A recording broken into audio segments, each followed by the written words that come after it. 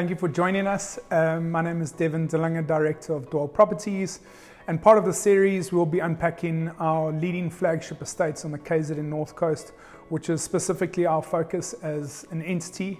In between our flagship estates, there are a few unique offerings that the North Coast has to offer, more of a boutique offering, and today we're in conversation with one of the developers, Cliff Smithers. Thank you for joining us. Pleasure, man. Cliff, Mount Richmore is a piece of land that a lot of us in the property market have always been interested in.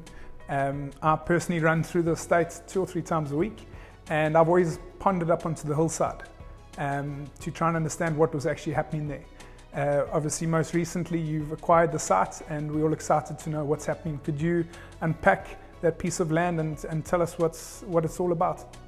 Yeah, sure, Dev. Thanks, man. Thanks for having us here.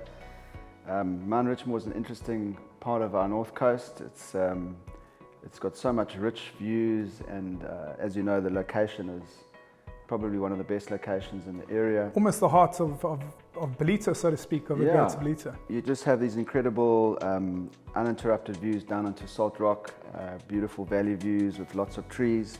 A lot of that land was all old farmland, and and that quarter, I actually live in Zimbiti, so we always used to look back onto Mount Richmore, and we've been very involved in the Fox Hill area as well. So this little ridgeline just sort of sits there on the high, sort of the high skyline, and it just looks over Mount Richmore. And as we've seen, Mount Richmore has developed sort of over the last 15 years now with the shopping centre, the school. We saw it as a great opportunity to bring something new to the market, something that hasn't really been done in that area, and that's where our journey started there. Yeah. Got you.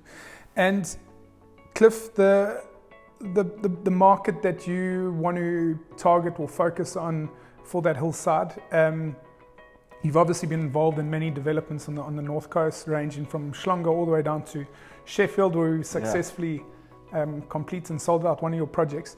But what is your intention on that hillside, and can you tell us a little bit of history about that piece of land? The land is actually was originally owned by a farmer, a cane farmer, a very passionate family about plants and nature and animals, and they actually have a whole lot of Brahman cows there. So there's an amazing farm feel with the dam. So, just coming post-lockdown, we just saw that there was an opportunity in the market where people were looking for more space. Yeah.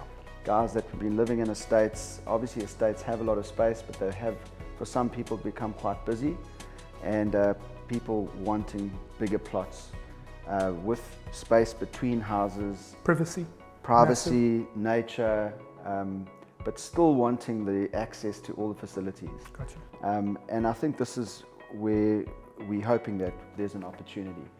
We've got 10 exclusive plots there where people can still live in the mix of Salt Rock, still be in the basin, still have wonderful views, quick access to the shops, to Woolies, Checkers, and then obviously a few private schools and other junior schools in the area. So that was where the vision started, and essentially to bring these plots to market on a farm-like feel within an urban precinct. Amazing. Yeah. Amazing. And Cliff, tell us, obviously importantly, what the name is and what will the development comprise of? So we've worked with our marketing team, the guys at Rainmaker, and we're going to be calling it Fable. And just taking a feather out of small holding developments that have happened in and around South Africa. So we've looked very keenly at what's happened up in the Midlands, Nottingham Road. As you know, a lot of people like to escape up to that area on weekends. We've looked down in the Western Cape in the areas of Franschhoek, Stellenbosch and Somerset West, where a lot of those wine farms have been converted into small holdings. So we've actually zoned the property to single residential small holdings. Amazing. Yeah, and we want to encourage I believe it's people. quite a unique zoning as well. Very unique zoning. I think it's a first for our North Coast. And the plot sizes will range from about 5,000 squares and up. So people can get up to a 2-hectare property, and they can feel like they're living on a farm. They can have horses, We're going to be introducing an equestrian element as well. It won't be exclusively equestrian, but those people that do have and want horses, they can obviously facilitate that in their architectural design. We're looking at some stables on the property as well, so there'll be an outsourced stable operation. And yeah, just really family living. People with active lifestyles, you can walk your dogs, you can go for trail runs, mountain bikes, and then also have a small farming platform on your property. How many plots in total, Cliff? 10 plots. Okay. In and around a dam, and yeah, so the guys there will be some sort of shared spaces, a little clubhouse down on the dam where people can fish and the kids can, you know, jawl in the dam, have picnics. But the idea there is to have a boutique community on 25 hectares. And that's an interesting thing as well. If you just look at it on scale, and you compare it to some of the other areas, 25 hectares is about, I would say it's probably about half the size of Dunkirk. Yeah. So you're going to end up with 10 families living on a large tract of land in an urban precinct, which, yeah, I think that's the unique element that we're trying to drive. Cliff, and just part of the series that we meeting developers like yourself, I think what the public also likes to understand is you obviously as a developer have these visions and you have these ideas, and you're obviously reading the markets across the country, looking at where the demand is, where the uniqueness is. What, in terms of conceptualizing that, packaging it, and execution, what makes that up, and what professionals are important or are instrumental in bringing this product to life? Yeah, it's a good question, Devin. I think it does all start with a vision, a healthy collaboration where we bring in some key professionals. Initially our landscape architects, guys like Lucas Ace, who've been doing this for many, many years. Then architects, you know, to add to the vision. So I think the professionals right the way through to your engineers, who are the guys that actually make the engine happen. It's a massive team effort, you know, and I think, but it starts with a vision. The vision obviously needs to be viable. Yeah. So we look very closely at the viability studies of our projects to make sure that they're profitable, and also that the market will want them. Yeah. And I suppose every project we look at, those are the lenses that we look through. Gotcha. Does the market want it? If the answer is yes, can the market afford it? And then, yeah, what is the best team that we need to put around this project to make sure that we deliver on the quality and the promise and the vision, and also we look to professionals to add to that vision. So. Yeah, those are our lenses that we... Total collab.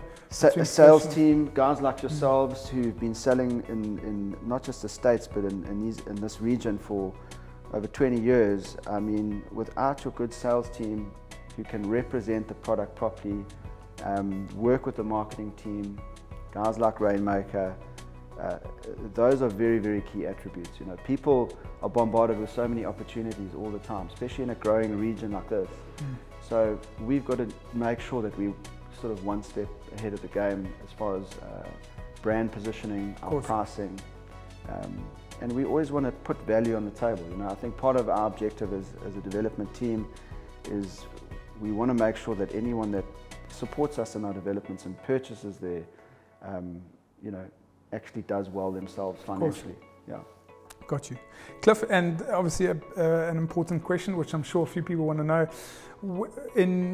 Look, there's obviously a lot of hurdles or a lot of obstacles still to get through until we hit the market in terms of launching and getting Fable to market. But what is your estimates in terms of going to market with Fable? Well, we've just received our subdivision approval, as we mentioned earlier, quite a unique zoning, which is really exciting and I think very good for the area, because it'll be a telling tale as to what the municipality does in the future with these sort of developments. So I would say in the next couple of months, probably by June this year, we'll have an official launch, and and then roll out. Hopefully have our facilities in place by the end of the year, infrastructure in place, new roads, security. So the plan is like 1 June to get cracking. Brilliant. Yeah. Well, there you had it. We heard it from the horse's mouth, and we're excited to bring Fable to market with the developers We will be in touch. And Cliff, thank you for your time. We always appreciate catching up with you and your passionate insight into the market. Thank you. No, thank you, Dev. Thank you.